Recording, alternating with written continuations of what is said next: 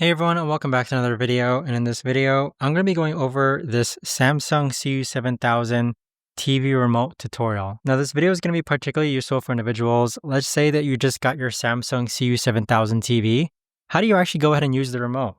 Now this video is going to be short, sweet, and simple, guys. There's not going to be a lot of steps involved.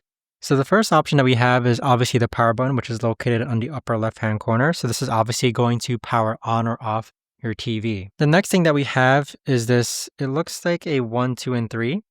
So think of this as like your keypad on your remote so that you can type in channel numbers or you can enter pin codes without there needing to be an actual keypad on your remote. So once you click on this button here, basically some numbers are going to appear if you're on the channel TV guide. Next, you have your touchpad. So this is going to allow you to select and also move left and right between the TV. And then you have a back button right over here, which is going to go to the previous option. You have the home button, which is going to take you to this page right over here. Then you have the pause and play button, which is located right over here where my thumb is. And then you have the decrease volume and increase volume and the channel up and channel down.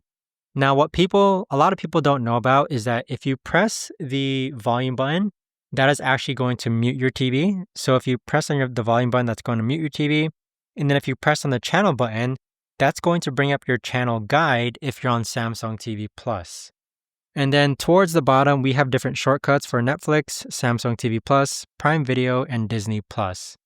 But there you have it, guys. That right there is the best and easiest way that I know of to actually go ahead and explain the Samsung CU7000 TV remote tutorial. If you guys know of a better or easier way to actually do this, let me know in the comments down below. I would love to know. Thanks so much for watching, everyone, and I'll see you guys all in the next video.